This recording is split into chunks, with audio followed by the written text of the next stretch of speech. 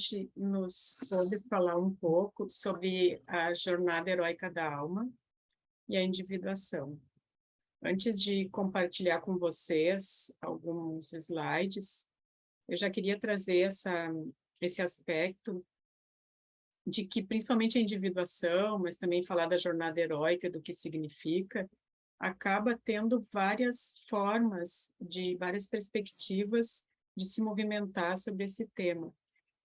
Individuação é o grande alicerce, o grande pilar da obra de Carl Gustav Jung, e, de certa forma, a gente vai ver por que também de Joana de Ângeles, que traz, então, essa questão através do viés da psicologia espírita. Porque, grosso modo, esse caminho da individuação é nós percorrermos o nosso próprio desenvolvimento, nos tornando aqueles seres que a gente se propôs a ser e que já é enquanto semente. A gente vai falar mais sobre isso. Então, na verdade, o que eu vou trazer hoje são alguns elementos para a gente pensar a respeito dessas jornadas heróicas que nós vivemos, né? Que é algo bastante arquetípico e também, né, várias formas de olhar. A gente pode trazer, então, Jesus como esse mito do herói, mas a gente pode também trazer Jesus como esse arquétipo do si mesmo, e tudo conversa. Então, essa linguagem simbólica, ela é realmente inesgotável, e não quer dizer que eu trazendo um aspecto, os outros não tenham valor, pelo contrário.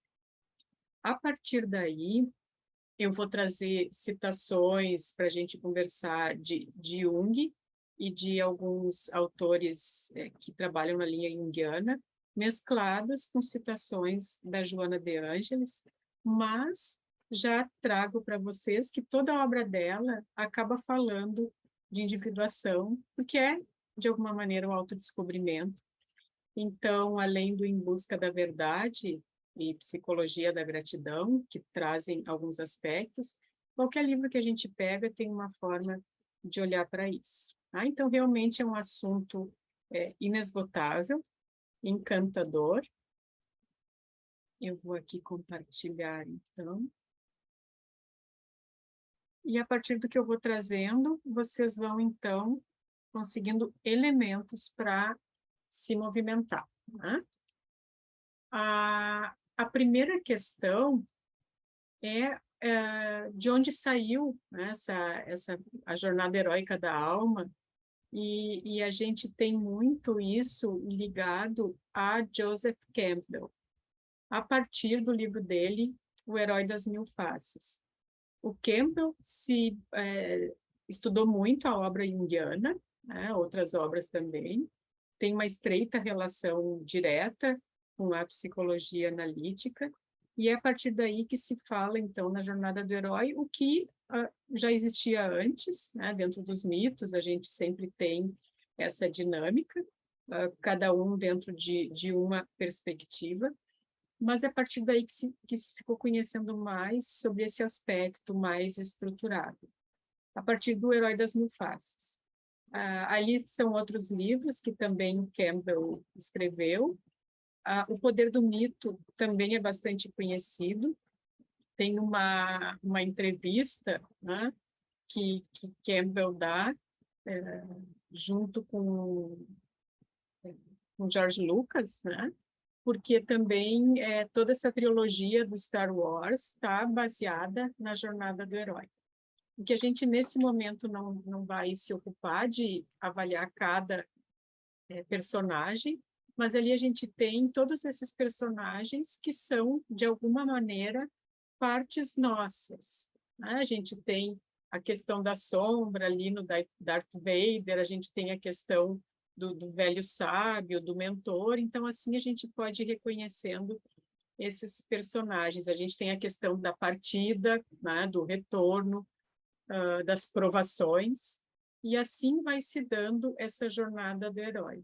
Então, por que a gente traz isso? Né? A gente pode ver isso nos grandes mitos gregos, a gente pode ver isso em Harry Potter, que outra vez citaram. A gente tem uma palestra já de muitos anos, onde a Iris usou, né, a partir da experiência dela, o exemplo do Pinóquio. Então, de acordo com aquilo que nos movimenta, a gente pode acabar olhando para esse mito, que é chamado também de um monomito, né? Onde se tem, então, a partida, a iniciação e o retorno. Então, olhando primeiro, sem vincular diretamente com as nossas questões, a gente tem ali, então, o homem, né, que sai do mundo comum e é chamado, então, para uma aventura, mas, no primeiro momento, ele recusa esse chamado. Aí, de alguma forma, ele encontra ou com um mentor ou com uma ajuda sobrenatural, onde ele consegue, então, atravessar esse primeiro limiar. Aí ele vai, então, para testes, para aliados, para inimigos, para traições, para questões que são um embate nesse momento em que ele, então, vai para a jornada. Então, ele vai se aproximando dessa caverna oculta e vai para essa provação suprema, vai para esse lugar onde se tem, então, um sacrifício, uma prova maior, e começa, então, esse caminho de volta, antes com a recompensa, e com esse retorno através de um renascimento simbólico, por vezes não, né, nos mitos, concretamente falando, mas aqui sim, esse renascimento através da morte. Aí da morte, como a gente fala, da morte do homem velho, de velhos padrões, para o nascimento de um homem novo, de uma nova possibilidade de ampliação da consciência. Então, acaba tendo sempre essa estrutura de partida, iniciação e retorno. Isso é algo que é cíclico. Então, depois de todo esse trajeto do herói, ele ainda precisa contribuir, né, com aquilo que aprendeu. Então, não é só partir para salvar mocinhas e enfrentar dragões, mas quando retorna transformado, também fazer parte daquele mundo e dar sua contribuição. Até mesmo mostrando que é possível essa jornada, né, e estimulando a outros do reino, digamos assim. Então, esse mito, do ponto de vista simbólico, ele vai nos ajudando a perceber que, através desses embates da vida, existe essa possibilidade de desenvolver a consciência do ego, de achar, de buscar uma energia para vencer essa inércia do inconsciente, né? Então, para eu salvar a mocinha do dragão, né, ou salvar alguém frágil do dragão, eu preciso vencer muitos medos, muitas ideias já pré-concebidas e realmente me usar de uma energia que me impulsiona, né? Vencendo, então, a inércia do inconsciente e recebendo essa possibilidade de amadurecer do ponto de vista espiritual, do ponto de vista egóico, trazendo a possibilidade de um ego mais maduro. Isso passa também por vencer forças contrárias, né? E contrárias, o que está dentro está fora.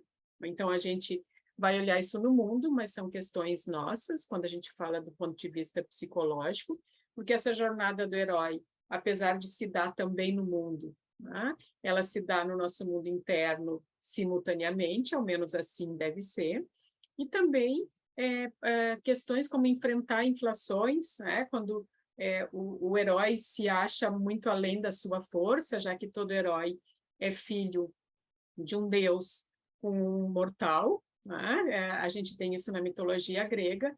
Então, isso também traz essa questão da nossa própria paternidade, onde nós temos o lado divino e o lado humano, e da gente entender que trabalhar essas duas forças em nós é necessário, né? E fazer sacrifícios, enfrentar traições, entender o que elas significam. Às vezes nós traímos a nós mesmos, né? E aos nossos ideais. Tudo isso acaba fazendo parte dessa perspectiva simbólica. E aí, o que Joana de Ângelis vai dizendo, né? Ela vai trazendo essa questão da individuação e ela traz, então, a individuação, comparando com essa questão da tomada de consciência. Tá? O ser humano, graças à conquista da consciência, está destinado à individuação, que alcançará mediante a perfeita fusão do eixo ego-céu, a completude na qual retornará a unidade que sofreu fissão durante o processo antropossócio-psicológico da evolução através das sucessivas reencarnações. Conforme Jung declarou, a individuação é o processo de diferenciação que tem como objetivo o desenvolvimento da personalidade individual e da consciência do ser único, indivisível e distinto da coletividade, quando o self atinge a culminância da sua realidade imortal. Então, isso na prática, uma forma da gente ver, ligando a individuação com a jornada heróica da alma, nós nascemos simples, ignorantes e rumamos à completude, à perfeição relativa, enquanto criados, à imagem e semelhança de Deus. Mas é da obra divina que a gente vai se descobrindo. Não fosse assim, nós já nasceríamos completos no que somos em semente. Então, esse descobrir, esse desvelar de nós mesmos por nossas forças e pela nossa conexão, claro, com o divino, é, de certa maneira, o processo de individuação. Né? E essa jornada que nós fazemos, jornadeiros que somos, é, de certa maneira, a jornada do herói, né? Que tem as suas fases lá de iniciação. Então, assim, a gente vê dois momentos de um mesmo espírito, vamos dizer assim. Desde criado simples e ignorante até ao seu destino, né, inevitável, esse deutropismo, de atingir os mundos felizes, celestes e comungar em plenitude com o Criador, ou seja, uma individuação de uma forma muito mais ampla. E a cada vez que a gente reencarna com questões a trabalhar, a partir daquilo que a gente necessita, a gente pode ver como uma individuação relativa, tá? Uma possibilidade, né, de individuação relativa no sentido de nós encarnarmos e conseguirmos cumprir da forma mais completa possível, dentro das nossas possibilidades, dificuldades e atributos já conquistados, cumprir com essa encarnação. Então, a gente sabe que se, por um lado, em uma encarnação nós não vamos nos tornar angelicais, por outro lado, a gente também sabe que em uma encarnação a gente pode fazer muita coisa, tá? Por nós e pelos outros, no sentido de dar a nossa contribuição também na obra do Criador. E isso é também um simbolismo onde a jornada do herói pode ser visto. Né? Então, a gente vai ter esses embates da vida que, conforme a gente vai se movimentando, a gente vai enfrentando essas questões nesse ciclo também, né? Onde a gente, então, tem essa possibilidade de desenvolver consciência, mas tem uma inércia, mas aí, às vezes, a gente rompe com aquela inércia e vai para frente, a gente vai ter um mentor ou uma ajuda, né, sobrenatural, no sentido sincrônico, e vai enfrentar situações muito difíceis, mas através da persistência, da fé, da certeza, a gente vai conseguir, então, caminhar para frente, romper com velhos padrões, vai conseguir se desenvolver espiritualmente, e a partir daí, então, a gente é iniciado em um retorno onde, depois de contribuir, vai lá, né, nesse ciclo,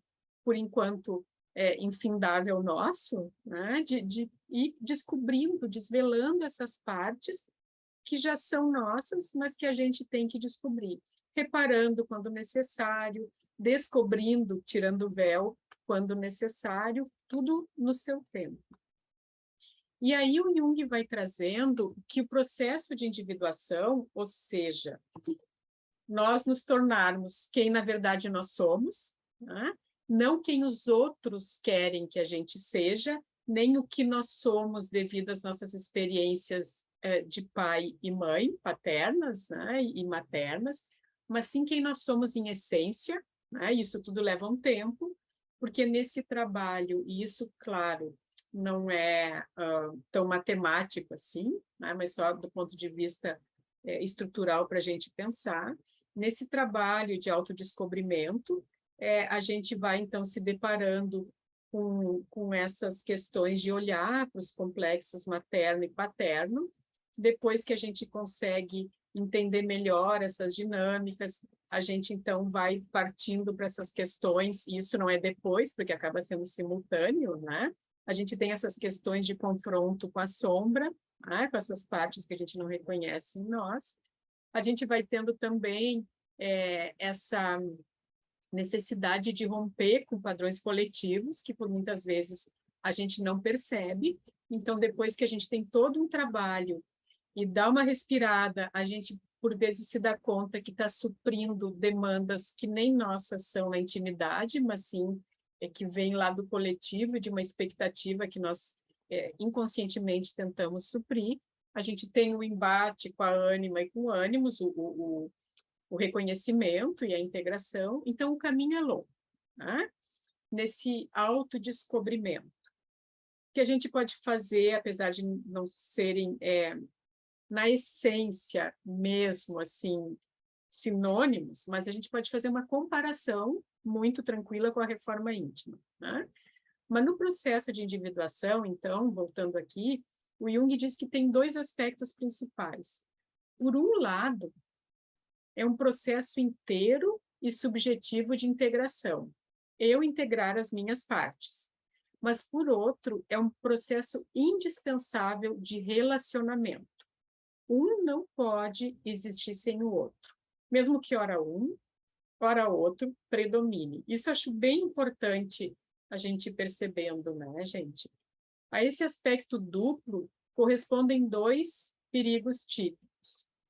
O primeiro é que o sujeito, nós, use a possibilidade de desenvolvimento espiritual oferecida pela confrontação com o inconsciente para se subtrair de certos compromissos humanos mais profundos e exibir uma espiritualidade que não resiste à crítica moral. O outro consiste em que as tendências atávicas preponderem demais e rebaixem a relação a nível primitivo. Então, a gente tem que cuidar, porque esse caminho do meio, estarmos, vamos dizer assim, com um pé no céu e um pé na terra, né? Um pé no corpo e um pé no espírito, ou, como se costuma dizer, né? Materializar o espírito e espiritualizar a matéria é algo necessário que a gente entenda do ponto de vista vivencial. E aí, quando a gente fala de individuação, aqui está o parágrafo onde o Jung traz essa definição bem sucinta e bem simples. Ele traz que isso é justamente o indivíduo se tornar o que sempre foi, né? O encontro consigo mesmo, com o self. E aí vai passando por essa percepção e entendimento de que o encontro com o outro vai acontecer no momento em que a gente vai se reconhecendo, trabalhando os complexos, projeções, olhando para as nossas feridas. Então, olhar para o nosso mundo interno é muito importante, né? E aí, aqui eu trago outra questão que a gente muitas vezes traz dentro do núcleo, né, de psicologia e espiritismo, porque dentro do meio espírita, às vezes, a gente pode se perder, não só do meio espírita, né? Mas como a gente anseia ser, viver como esses espíritos amorosos e de luz são, a gente tem que ter muito cuidado para entender a diferença entre perfeição e completude, e até porque a gente tem essa ideia de sermos criados, né, imagem e perfeição de Deus, e entender o nosso local nesse momento, né? A imagem do Cristo é tão boa quanto perfeita, ao passo de que o arquétipo, ele denota completude, mas está longe de ser perfeito. Então, o arquétipo, aquilo que simbolicamente Cristo nos traz, ele traz para a gente entender como que a gente vai, então, se completando, né? Preenchendo as nossas partes, desvelando as nossas partes, porque tem uma diferença entre perfeição e completude. E por mais natural que seja a busca da perfeição, o arquétipo, a nossa vivência, ela vai se consumar na completude. A gente pode até se esforçar para atingir a perfeição, mas a gente vai sofrer o oposto das intenções para alcançar a completude. Senão a gente acaba fazendo um jogo ilusório, inconsciente para nós mesmos, de uma perfeição que não nos cabe, né? Então, suportar, vamos usar assim as palavras, né? Que a gente, o bem e o mal, o bom e o ruim, o claro e escuro no nosso interior, é muito importante porque é disso que a gente é feito. Até porque como é que a gente reconheceria a luz se não fosse a sombra, o claro se não fosse o escuro?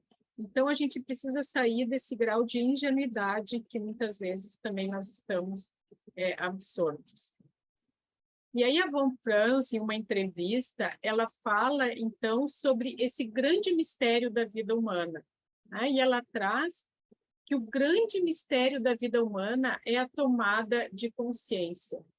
De acordo com o mito de Jung, o sentido da vida humana é a tomada de consciência.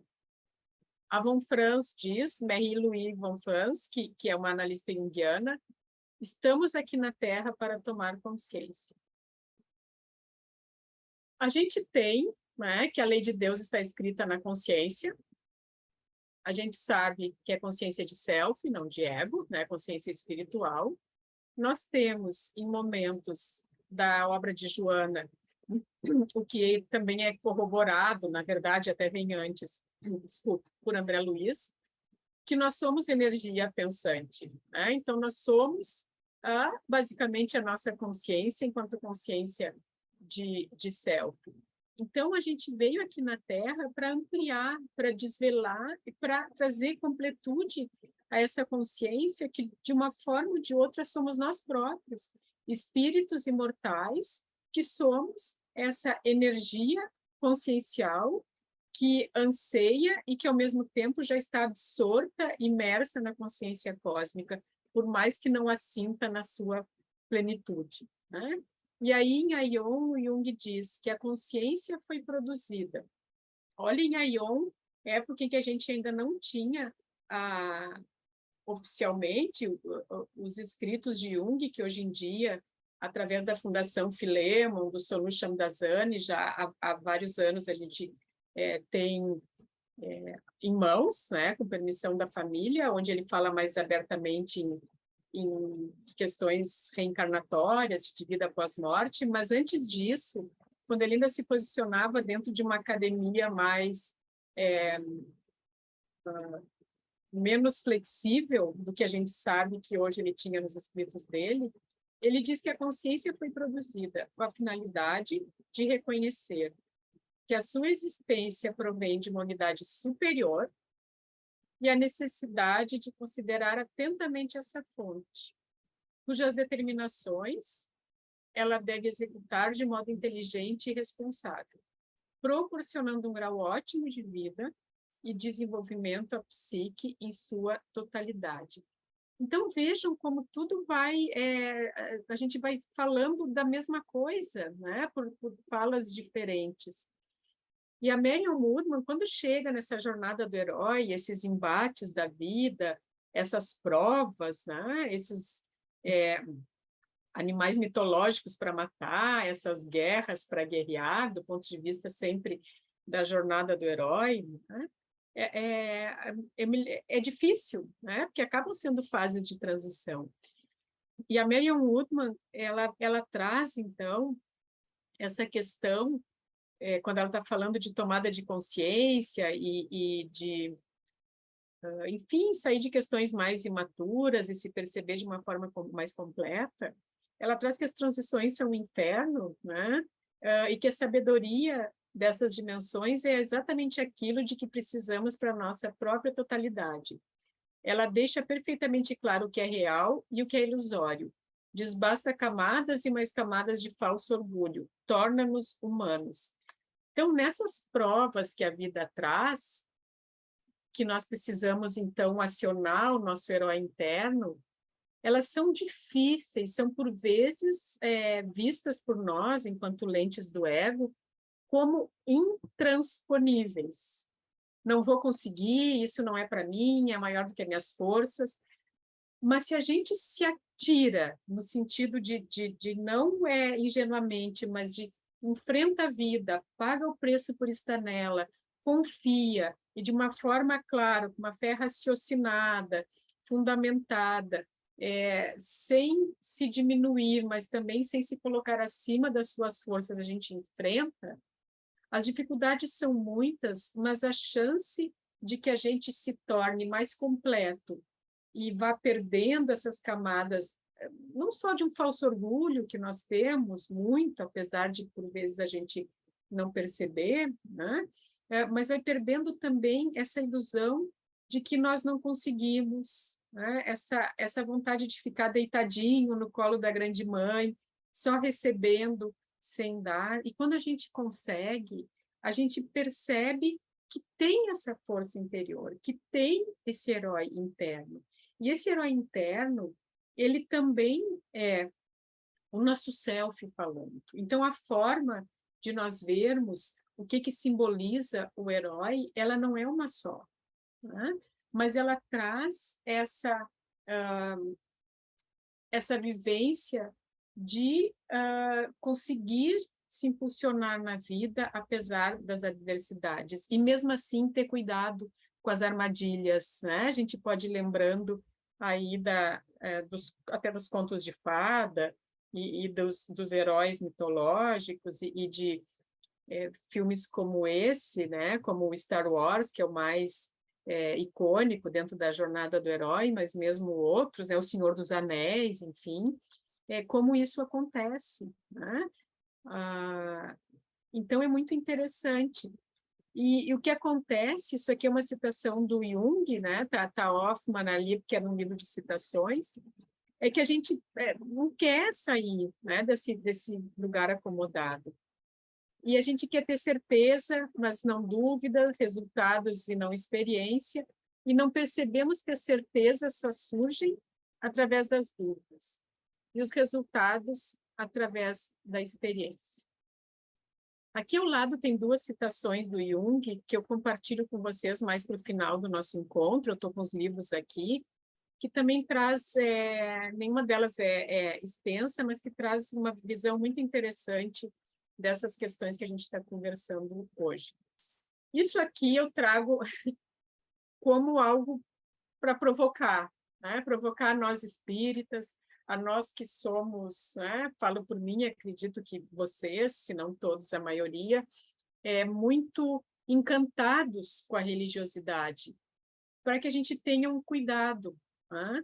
De como a gente se movimenta nesse lugar, porque senão a gente fica também preso a questões coletivas. A gente também não se diferencia de questões que não são a nossa essência.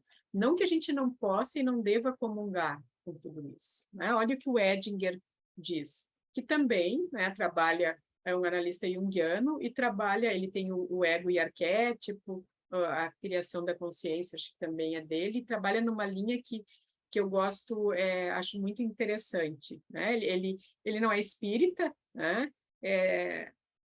Ele vem de um viés protestante, assim como Jung, e ele traz assim: enquanto o sujeito está ligado ao mito religioso, ele não precisa dar atenção à psique.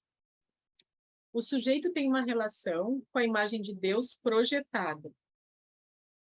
Não há possibilidade de uma psicologia profunda enquanto se está contido em uma igreja.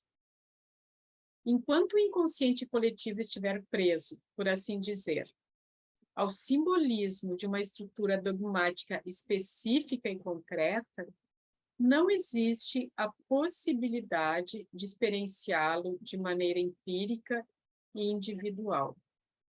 A psique individual está flutuando, por assim dizer, em um oceano compartilhado com toda a nossa espécie. Aqui a gente fala de outra maneira, né, na necessidade da fé raciocinada, na necessidade do senso crítico, na necessidade de reconhecer que a relatividade das coisas e não ser fundamentalista dentro da questão religiosa, da necessidade de entender o relacionamento positivo ou negativo com a religião, né, o coping positivo ou negativo, mas acho interessante que isso fique conosco para que a gente se questione, do ponto de vista saudável, qual é essa nossa relação com a religiosidade, para que a gente não projete maciçamente uma imagem que, na verdade, nos ampara, né? E com a qual nós comungamos, mas que também a gente entenda que nós precisamos estar nela, mas diferenciados dela, né? Estar no mundo, mas não estar identificado com o mundo. A mesma questão, estar na religião, mas não estar identificado com a religião, né? No sentido de ter uma visão caleidoscópica, desculpe. E aí, o Kant é citado por Otto. Otto fala muito do luminoso, né? Então, esse aqui é justamente sobre o livro do Otto a respeito disso, onde ele diz, então, dessa necessidade da experiência, né? Que é algo que também a gente vê em Kant muito forte, é algo que William James, quando traz justamente aquele livro tão importante e que estrutura muitas pesquisas científicas na área da espiritualidade, da religiosidade, quando fala das variedades da experiência religiosa, e mesmo Jung, que traz essa questão da experiência, né? O quanto a experiência é importante, né? Experienciar, viver. E aí a gente lembra também do próprio Cristo, né? Ele falava, ele tinha palavras, claro, belíssimas, que vieram através dos seus apóstolos, né? Mas era o exemplo dele, e é o exemplo dele que nos movimentava. Então, aqui, o que a gente lê, né, que é Otto citando Kant, não há dúvida de que todo o nosso conhecimento começa pela experiência. Afinal, de que maneira a capacidade cognitiva seria despertada para o seu exercício não fosse pelos objetos a tangerem nossos sentidos? Entretanto, mesmo que todo o nosso conhecimento comece pela experiência, isso não implica que todo ele derive da experiência, né? Vejam que é uma frase, é uma citação pequena, mas muito significativa para que a gente entenda que tem vários mecanismos se movimentando na nossa consciência para que a gente vá descobrindo a nossa completude. E aí o Whitman, na busca do símbolo, ele vai dizendo, então, porque nessa jornada do herói, a gente pode ver só como essa jornada da primeira metade da vida, né? Onde a gente, então, depois de adolescente, né? Ou mesmo os adolescentes em sua jornada do herói, se separando do pai e da mãe, né? Mas onde a gente, então, luta por uma faculdade, faz uma faculdade, vence o que queria ser, ou luta por ter uma família, consegue ter uma família e vence dentro do que queria ser, né? Uma mãe ali com seus filhos ou não, ou luta para passar a vida viajando, faz de tudo. Ou seja, a gente aciona o herói interno para realizar sonhos, no primeiro momento, externos, né? Mais voltados a essas questões da materialidade que são importantes, cada um dentro da sua experiência, né? Então, se do ponto de vista coletivo a gente tem aquela questão, né, ou da profissão, ou da família, como eu citei aqui, né, o que aciona essa possibilidade de uma jornada heróica nesse primeiro momento é muito relativo. Mas, com o passar do tempo, na esmagadora maioria de nós, né, fora aqueles que já têm um grau de consciência muito mais elevado desde o berço, né, o nascimento, chega um momento em que isso é bom, mas que a gente quer mais, né? Que as conquistas materiais, por assim dizer, já não trazem aquilo que alimenta a nossa alma. E são nesses momentos que, geralmente, onde existem as crises, crise da meia-idade, ou mesmo que antes, ou mesmo depois, em que existem esses confrontos, né? De um ego se notando finito e se confrontando com o self, esse ser maior que quer se manifestar. Então, é a partir daí que o Whitman vai dizendo no livro A Busca do Símbolo. Não pode haver maior tensão psicológica do que aquela que existe entre os opostos do ego finito e estabilizado, está tudo bem na vida, né? Mas e do self infinito, incompleto, inesperado e querendo se manifestar, né? Da nossa natureza, que a gente queira se manifestar enquanto ser espiritual, por mais inconsciente que isso seja em nós. Em seus repetidos encontros reside a contínua renovação. A experiência consciente do conflito deles pode ser muito dolorosa, mas quando o relacionamento é estabelecido através da abordagem simbólica, aqui está se falando também de confronto com sombra, de função transcendente, coisas que outra hora a gente pode abordar, a vida torna-se cada vez mais completa e significativa e inesperada, né? Porque o ego, quando não se percebe como alguém que serve ao self, importante que o ego tenha uma estruturação adequada para isso, sim, ele acha que é o todo da personalidade, né? E acha que controla tudo e que sabe tudo. E, na verdade, um tanto da vida é sempre inesperado, né? E esse inesperado, ele traz inúmeras possibilidades, muito enriquecedoras, se a gente entender que tudo que acontece opera em favor do nosso crescimento, né? E quanto mais consciente de nós mesmos, da realidade espiritual nós estivermos, mais nós estaremos conectados com essa energia benéfica que nos movimenta, né? Então, a gente tem uma frase que diz que aos de boa vontade as moiras ou parcas auxiliam e aos de má vontade elas arrastam, né? No sentido de que às vezes a vida nos dá inúmeros tombos, né? Vamos dizer assim, para que a gente tente olhar, pensar o que a gente está fazendo, né? Aquelas sacudidas assim, olha, né? O que tu está fazendo com a tua vida? E quando a gente está mais conectado, não, né? Não quer dizer que quando a gente está mais conectado não apareçam situações muito complicadas, mas a partir de como a gente vivencia elas, é que elas vão ser mais ou menos dolorosas, porque muito está em como a gente recebe cada questão que a vida nos traz, muito mais do que a questão em si. E aí a gente tem esse medo, né? Esse medo que não é real, mas que é da nossa natureza, né? Esse medo do destino, né? E ele é por demais compreensível, diz o Jung. O destino, afinal das contas, é imprevisível e ilimitado, e ele tem perigos desconhecidos.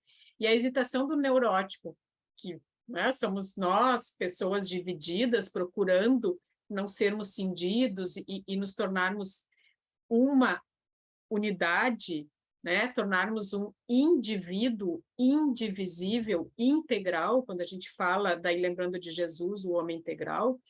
E essa hesitação em tentar a vida se explica pelo desejo de ficar de lado para não se envolver numa perigosa luta. Então, a gente pode passar a vida, né, naquela vidinha mais ou menos, como se diz por aqui, né? Nasce e cresce, trabalha, se reproduz e morre, né? Vai para o trabalho, volta do trabalho, coisas assim, ou a gente pode realmente pagar o preço pela vida, né? E aí o Jung diz que quem renuncia à façanha de viver vai sufocar dentro de si justamente esse desejo de fazê-lo.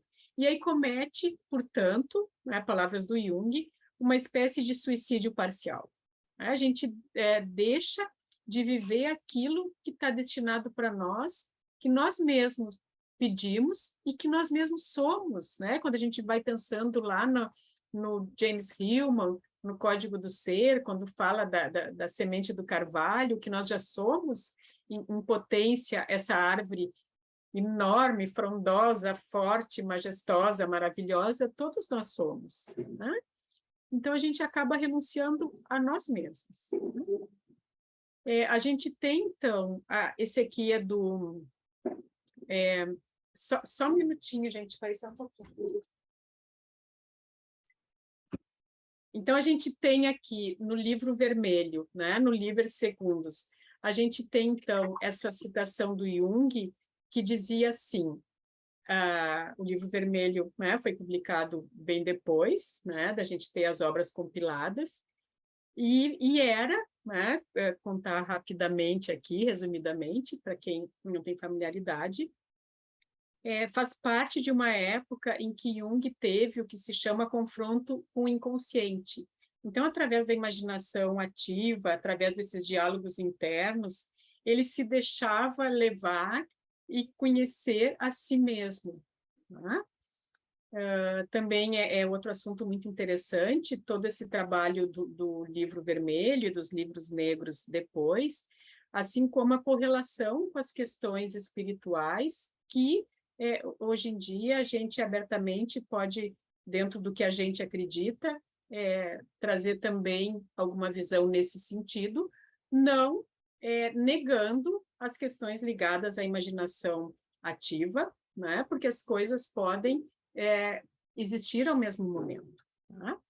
Então, ele dizia assim nessa conversa, desejavas encontrar no exterior aquilo que precisava, mas o sentido múltiplo tu só o encontras em ti, não nas coisas, pois a multiplicidade do sentido não é algo que é dado de uma só vez, mas um encadeamento de significados. Os significados que se seguem uns aos outros não estão nas coisas, mas em ti, que está sujeito a muitas mudanças enquanto tiveres parte na vida. Também as coisas mudam, mas tu não percebes se tu mesmo não mudares. Mas se mudas, modifica-se o aspecto do mundo. É inútil querer fundamentá-lo nas coisas. E é propriamente por isso que o solitário foi para o deserto. Não examina, porém, a si mesmo, mas a coisa. Então, a gente tem também essa questão de que um momento a gente deve estar conosco mesmo, mas em outro momento a gente deve estar no mundo. A individuação não separa o homem do mundo, mas une o homem ao mundo, mesmo e necessariamente ele não se identificando com ele. Né? O homem, aqui a Joana de Ângeles diz, então, que o homem deve adquirir o conhecimento para elevar-se do bruto, tornando-se o sujeito detentor da consciência. Vejam como se trabalha essa questão da consciência, que para mim é essencial, é primordial. Nós somos consciências encarnadas, né? Nós somos consciências não locais com uma veste de carne, nessa fantasia terrena momentânea para nós nos experimentarmos. Então, a gente nasce no corpo que precisa, no lar que precisa, com as questões que nos dizem respeito, mas nós somos uma consciência encarnada. Né? Os espíritos que nos rodeiam a todo momento são consciências não locais. Né? Então, é isso que nós somos. Né? E a gente está aqui para ampliar essa consciência que, de certa maneira, somos nós. Né? E quando a gente vê lá em 1901, para nem falar de antes de Cristo, já citei essas questões, mas em questões mais estruturadas, em 1901, Richard Brooke trazendo no livro Consciência Cósmica essa questão do quanto nós estamos e somos seres que rumam e que desejam e que têm o destino da consciência cósmica e que, através de uma mente intuitiva, ele já dizia lá, que nós vamos, no desenvolvimento da consciência, nós vamos desenvolvendo outros patamares, até chegar nessa consciência mais intuitiva, onde nós vamos, então, realmente fazer parte da obra de um todo. Lá em 1901 ele dizia isso, e depois a gente tem aqui os espíritos dizendo a mesma coisa, né? Que sabe lá qual deles influenciou também esse livro, mas tudo acaba nessa questão de consciência, né? Ou tudo começa, enfim. E não basta conhecer, né, o homem, mas também viver a experiência de ser o objeto conhecido. Não somente conhecer de fora para dentro, porém vivenciar o que é conhecido, incorporando a sua realidade. E aqui, né, gente, essa questão de que tudo nos leva ao amor, né? Porque o que é a consciência cósmica, o que é essa jornada no seu final, se não essa busca e essa vivência do amor em sua plenitude. E aí a Joana que nos diz que o amor é a mais elevada e digna realização do self, que se identifica plenamente com os valores da vida. O self, então, passando a expandir-se em formas de edificação em todas as partes. Depois eu compartilho com vocês no grupo, né? Aqui são algumas referências que eu usei. E como eu comentei da série psicológica, a gente tem em vários locais, a gente tem essa visão da Joana. Ok? Bom, eu tenho, enquanto vocês vão, né, vendo se querem perguntar alguma coisa, enfim, eu quero dizer aqui o que eu separei para falar. Ah, tá aqui, eu não estava achando, eu pensei que eu tivesse que botar o óculos, achei, tá. Então, é aqui, tá, gente? São duas partes curtinhas, né, mas que eu achei bem interessante também. Um está no... Bom, a referência vai ali, um é nos arquétipos e o outro é no Psicologia da Religião. No parágrafo 284, o Jung fala assim: o ato principal do herói é vencer o monstro da escuridão. A vitória esperada da consciência sobre o inconsciente. Dia e luz são sinônimos da consciência, noite e escuridão do inconsciente. A tomada de consciência é provavelmente a experiência mais forte dos tempos primordiais, pois é através dela que se fez o mundo, de cuja existência ninguém suspeitava antes. Aí ele põe, né? E Deus disse, faça-se a luz. É a projeção daquela vivência imemorial da consciência se destacando no inconsciente. Então, também o mito do herói é trazido também como um mito solar, né? Esse mito que traz a questão da luz. E, bom, o outro eu vou deixar vocês falarem um pouco, o outro um pouquinho maior, então, se vocês tiverem alguma pergunta, antes de encerrar, eu trago a outra citação. Pergunta eu não tenho, mas abriu um leque enorme para pensar, porque eu sempre penso na consciência como espírito, e às vezes até fico pensando, será que as outras pessoas também entendem assim? Porque a terminologia consciência é tão vasta, né? E achei super interessante você ter colocado bem firme, que você disse, como é? Somos consciências encarnadas. Realmente, É assim, né? Que eu acredito piamente, né? Eu também. É assim que eu entendo dentro do que eu consigo entender. Mas nós somos, e os espíritos são consciências não locais, né? Nós somos, o que nós somos, energia pensante. Então, o conceito de consciência, ele é muito abrangente, complexo.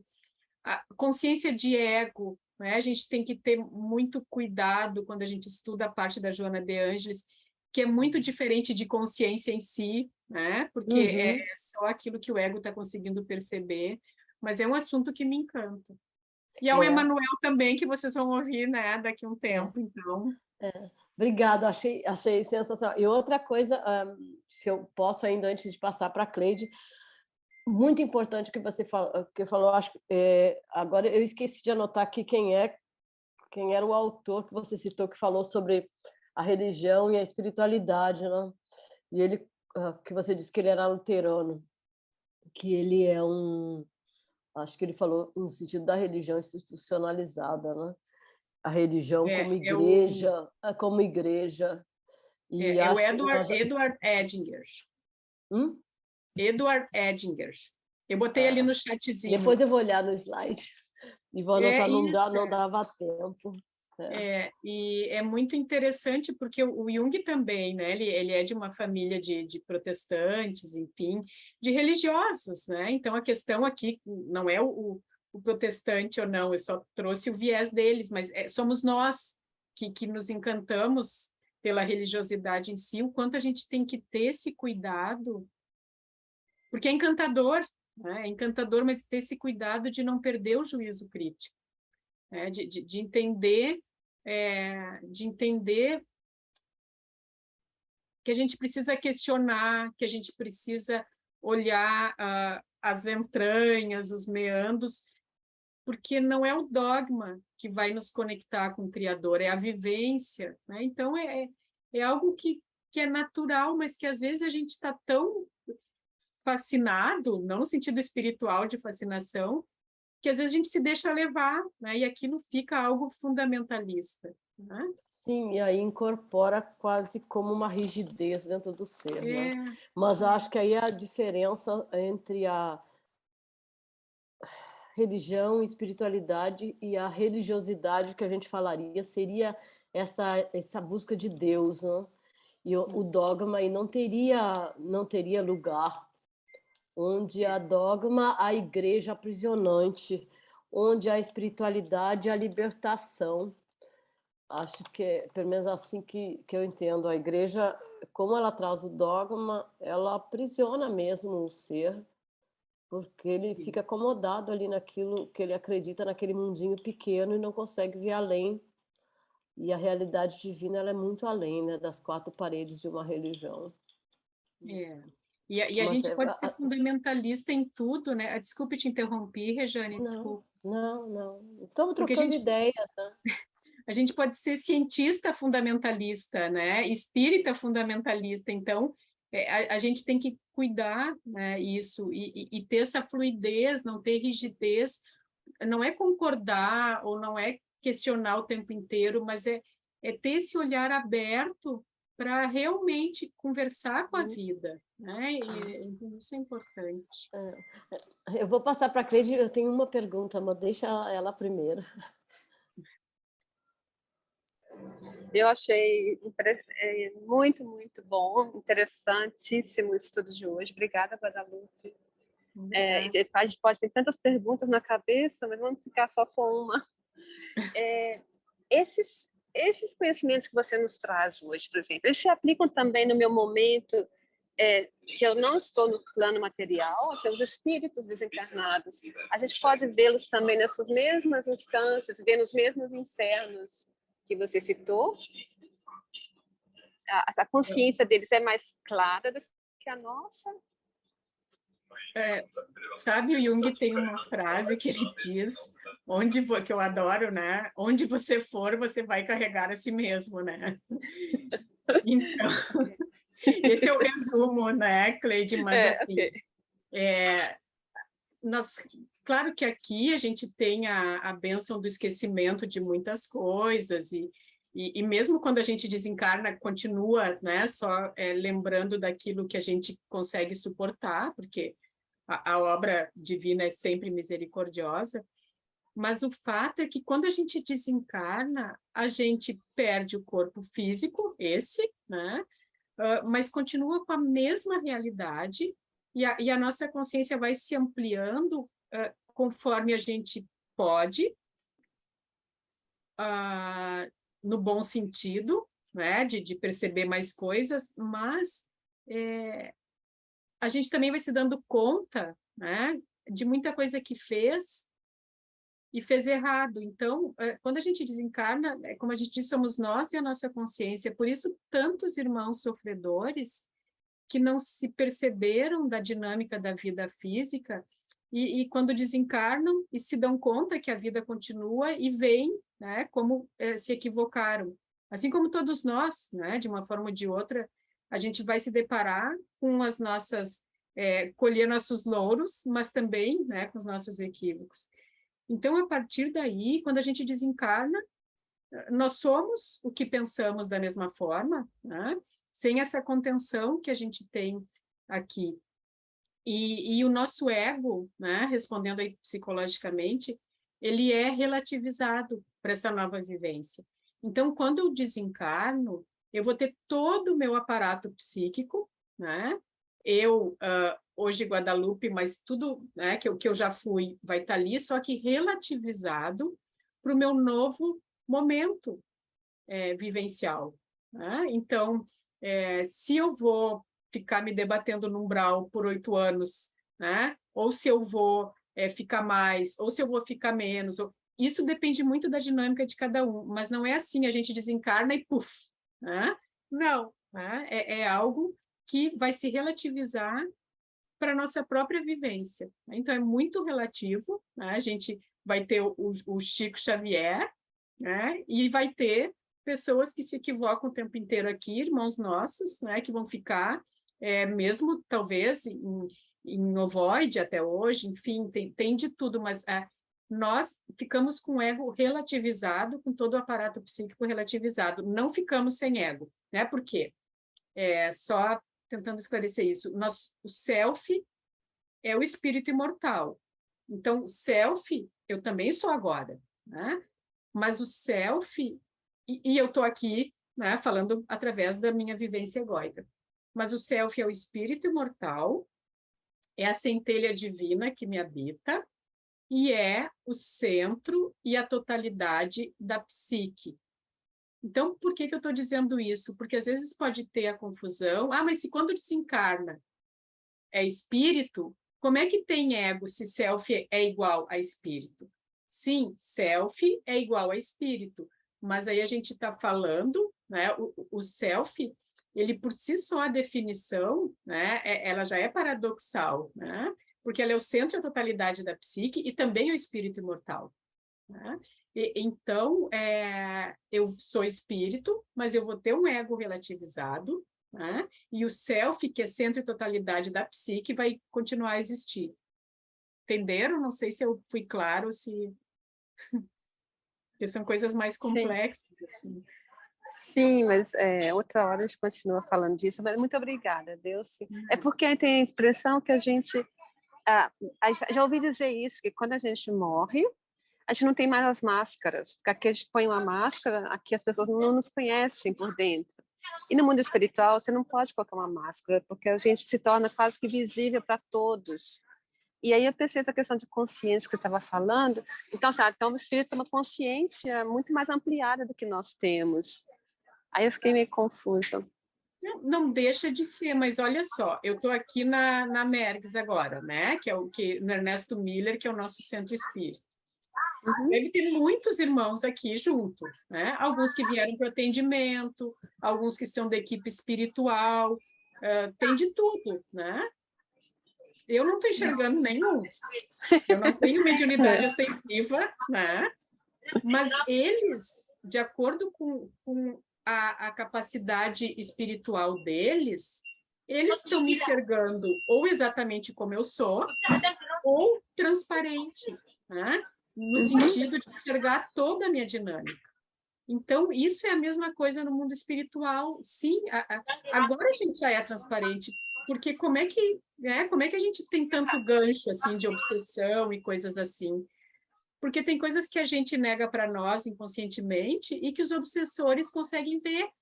Obsessor que tem ainda alguma questão a trabalhar, assim como nós, não quer dizer que ele não tenha capacidade intelectual, né? A gente pode falar dos exilados de Capela, por exemplo, né? Que também ali se equivocaram lá naquela época. Tanto que a gente tem acho que é no Libertação, né? Onde fala do desejo central, que eu amo de paixão ler aquela parte, porque eu acho muito, muito importante. A gente tem a Escola dos Vingadores, né? Onde os espíritos das trevas têm escolas para melhor saber como obsediar encarnados e mesmo aliciar desencarnados. Então, sim, aqueles que podem vão ver de tudo, né? De tudo um pouco. Aqueles que não podem vão continuar não vendo. E muitos de nós vão ampliar a consciência para ver coisas, vamos usar assim a nossa palavra, melhores, outros para ver coisas piores, né? Quantas pessoas ficam vivendo a mesma situação da qual se aprisionaram anos e anos e anos no mundo espiritual? Tá. Muito obrigada. Desculpe tomar seu tempo aí, passa para a Regiane de volta. Não, não toma, não, imagina. A gente vê como o espiritismo ele é completo, né? Não podemos falar do espírito sem falar das manifestações físicas da evolução do espírito, muito legal. Eu tenho uma perguntinha, assim, porque eu lembro que muitos anos atrás nós fizemos uma experiência de meditação com o Divaldo na caverna. E a caverna, como símbolo de Jung, você falou logo no início, eu fiquei associando, às vezes ela associada com o encontro de si mesmo, você entra dentro da caverna como mergulho da alma, né? E às vezes também como guia, como um encontro com o mentor. Aí eu sempre fico pensando o que realmente representa essa caverna. É a nossa alma, a entrada na psique para nós entendermos os nossos conteúdos, e o nosso mentor mergulha conosco nessa caverna, entra conosco. Como é que o Jung, como é que você vê isso? Caverna, como qualquer outro símbolo, onírico ou de visualização, enfim, como definição de símbolo, tem significados inesgotáveis. Então, para cada um de nós, vai significar uma coisa. Uhum. Além dessas questões, em certos momentos, ela também é linkada, né, às questões maternas, por lembrar o útero, por lembrar o recipiente. Então, isso é muito relativo. Mas, e aí depende da vivência de cada um, em que aspecto que apareceu, e não existe certo e errado. Os símbolos, eles têm isso, eles movimentam a nossa energia psíquica. Então, para cada um de nós, aquilo que traz é o que é, né? Agora, do ponto de vista prático, para a gente brincar, entre aspas, mas ir se conhecendo, tem alguns dicionários de símbolos. Tem dois que são bem legais, o que a gente mais costuma... eu acho que... eu me lembro bem da capa, que é uma mão, assim, eu acho que é Taschen, eu posso botar depois, mas o que mais a gente costuma trabalhar, que é mais texto mesmo, é o Chevalier, né? Que é o dicionário dos símbolos Chevalier. Então, a partir daí, né, fica assim uma dica legal da gente começar a tentar olhar para as nossas questões de uma forma muito fluida e não determinada, porque sonho, né, e imaginação ativa, enfim, não é assim, né? Sonhar com cobra é tradição, traição, sonhar com dente é morte, sabe? Não é assim, né? Tipo, são realmente símbolos. Mas fica a dica para daqui a pouco, tem um símbolo que me captura mais, eu vou lá no dicionário e dou uma lida, né? Para ter esse contato. Porque realmente, Regiane, é muito inesgotável. Além dessa questão de ir para dentro de si, do si mesmo, do conhecer, de imediato eu me lembro dessa questão do continente, né? Da questão materna também está ligada. Mas o Chevalier é bem legal. E esse outro, que acho que se escreve Taschen, mas é um que tem a mão assim, é lindo, porque tem muitas imagens. Agora, o mais importante, assim, se essa imagem te captura, seja no sonho, seja porque tu fica pensando nela, seja a imagem que for, é legal entrar em contato com ela e ver o que ela vai te dizendo, né? Caso era um exercício de visualização que Divaldo fez nos anos 90. Sim. Então, ele conduzia por um prado, não, um gramado, e aí se entrava numa caverna e lá havia uma pessoa esperando. E geralmente a pessoa era o guia espiritual, né? Então era Sim. todo um trabalho com imagens. Mas aí eu lembro, tem outros, eu já li em outros autores, outros em que a caverna toma um outro trabalho, por isso que fiquei curiosa, mas é como você diz, eu entendo, entendi. A Para simbologia, visualizar. ela é pessoal, depende da psique, da individualidade de cada um de nós, da nossa história, talvez, né? De vida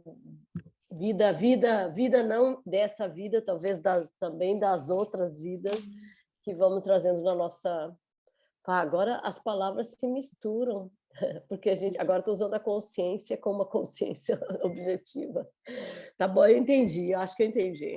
Vou olhar mais esse Chevalier, Mas, e se você puder lembrar desse outro, também me sim, interessaria. eu acho que é que eu não lembro, eu ponho ali, mas acho que é Taschen, mas eu ponho sim, depois eu ponho no nosso grupo. E o Chevalier, esse outro é muito bonito, assim, tem muitas imagens. E o Chevalier a gente é mais comum, né? Mas muito bom. Mas o símbolo é isso, ele não se esgota. E mesmo assim, para mim, né? O símbolo hoje tem um significado, daqui a um ano tem outro. Então, mesmo para a pessoa, né? O símbolo, por definição, ele é inesgotável, né? Nos seus significados, diferente do Eu vou sinal. E, entender. claro, nessa visualização, a caverna tinha... Ela é dirigida, daí a visualização terapêutica, então ela tinha esse objetivo, né? Mas Isso. quando a gente trabalha de uma forma assim mais ligada aí ao autoconhecimento, vamos supor que teve isso, mas eu fiquei com aquilo, né? Ou daqui a pouco uma imagem lá, eu estava imaginando a minha caverna, mas lá no cantinho tinha uma pedra verde, né?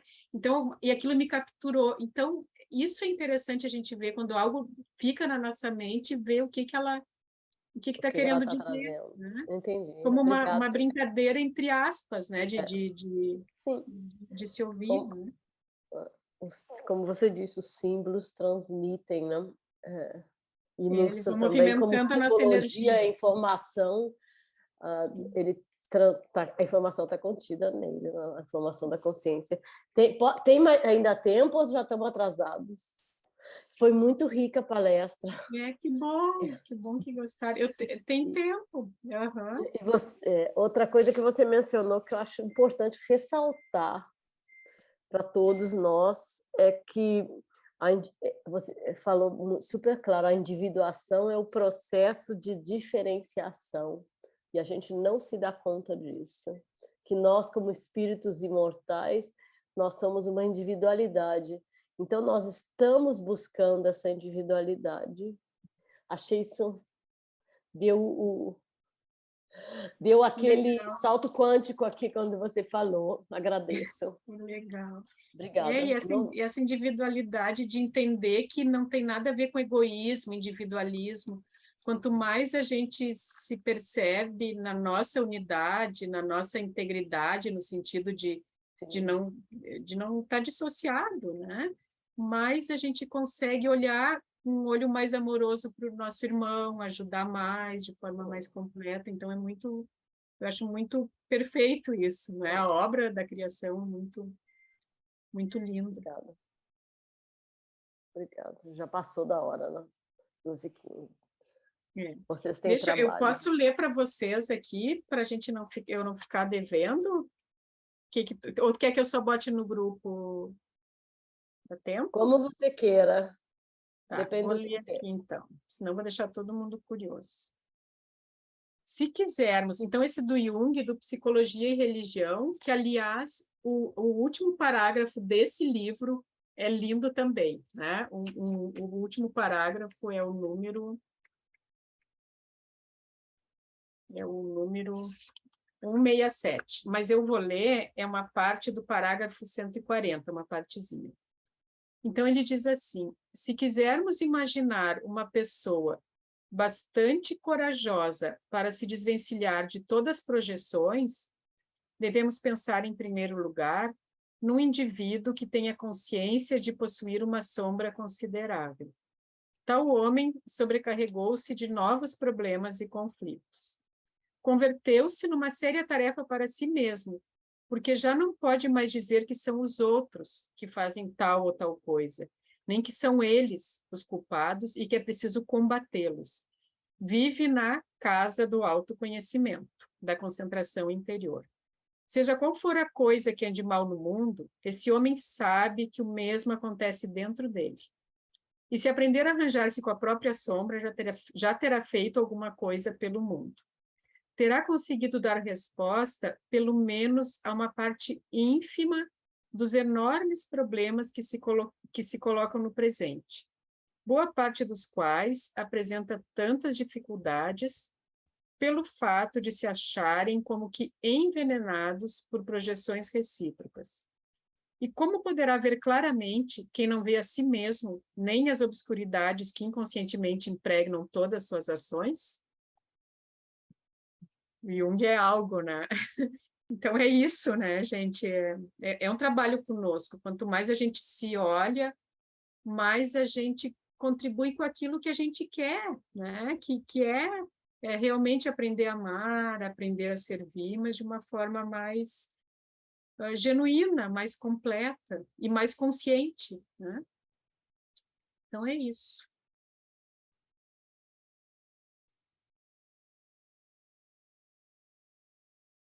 Então vamos à oração e finalizar. A Andréia quer falar. Não, não vai dar tempo. Depois eu ia fazer uma analogia com o que ela falou sobre o mito da caverna. Mas Sim, porque agora tu falou do mito da caverna me lembrei de Platão, né? Então, eu gostei, vou até ver aquele livro do Joseph Campbell sobre a jornada do herói, que tu é chamado, daí tu recusa o chamado, daí tu se encontra com o seu mentor ou sobrenatural, e aí a questão da baleia eu não entendi, mas depois ao olhar para a caverna, ou seja, na caverna eles olhavam a sombra do que era real, né? Eles não tinham coragem de sair e enxergar a luz, o que é verdadeiro, o que era realmente real. Então, assim como a gente tem que ter esse olhar interno, a gente tem que ter a coragem de enfrentar o chamado e sair à busca do que é real, né? Da verdade. E tu vê como aí tu está trazendo um outro simbolismo da caverna, né, Andréia? Assim, que para a gente ver como é rico, né? Só uma imagem, né? De uma forma ou de outra, a gente não está nem falando do que a Regiane trouxe, nem do que eu trouxe, mas de mais uma forma de ver. Super interessante. Obrigada, Andréia. Super interessante. Obrigada. Então, vamos agradecendo a Deus, a Jesus, a equipe espiritual que nos ampara, que sustenta esses momentos, trazendo a inspiração, trazendo aquilo que é necessário vir à luz, para que possamos melhor, aprendendo a nos conhecer, servir aos nossos irmãos, a obra divina, a desenvolver o amor, a caridade, a fraternidade. Pedindo que nossos rogos se estendam a todos os irmãos necessitados, encarnados, desencarnados, e que a nossa onda mental seja de apaziguamento dessas almas sofredoras, que nos protejam nossos amigos espirituais, para que possamos seguir a nossa encarnação, aprendendo a ajudar, nos ajudando, aprendendo a amar. Gratos somos pela oportunidade de aqui estarmos, pelo pão nosso de cada dia, pela vida, por tudo que a vida nos traz.